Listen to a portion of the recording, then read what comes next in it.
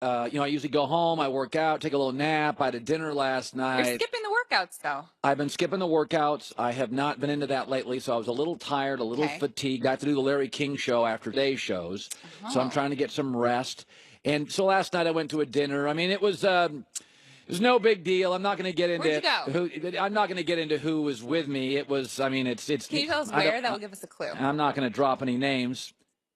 Roger Goodell, NFL commissioner. You went to dinner with Roger Goodell? Roger Goodell sat next to me last night at dinner, a small dinner. Where were you?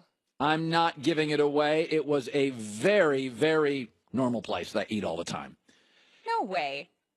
Yeah, it's a burger joint. It's got the golden arches. It was a local restaurant. Long story. I can't give away some of the stuff, but Roger Goodell joined us for 30 minutes before he had to fly to Chicago for meetings today. Fans, sometimes as a fan, you feel like you're being taken advantage of. I get that. You're spending a lot of money. Sometimes as a fan, you don't feel like you have a voice.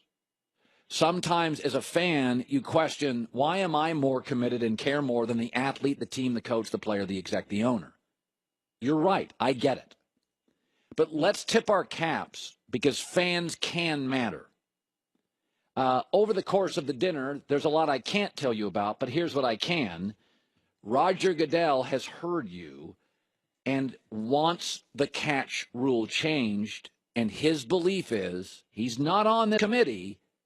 He lets the committee make the decision, but going forward, Jesse James Steelers will be a catch.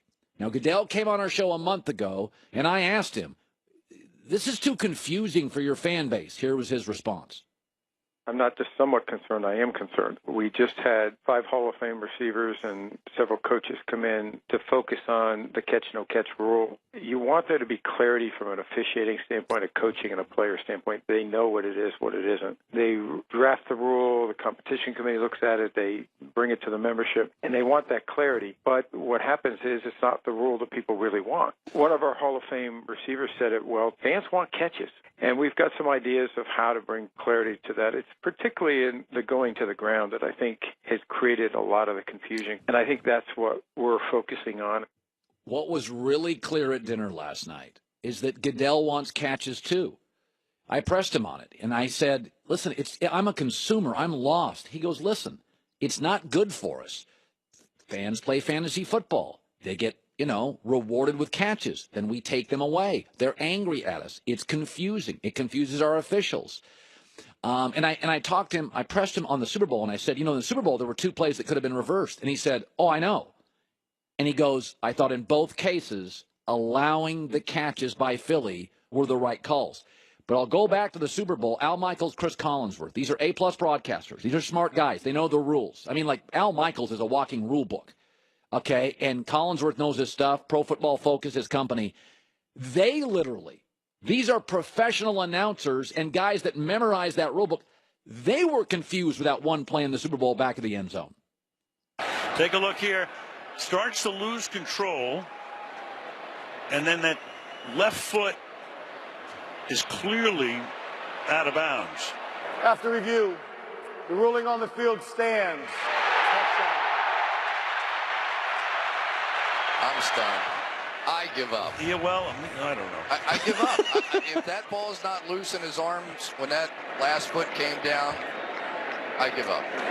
Here's what we talked about last night, the commissioner and myself. He said, listen, when you have all this technology, we know now that when you go frame by frame, the ball moves, but the receiver never loses possession. That's one of the things they want to eliminate. That if a receiver has the ball and you go frame by frame by frame by frame, if the ball slightly moves within the receiver's L or elbow, it's a catch. He never lost possession. So he heard you.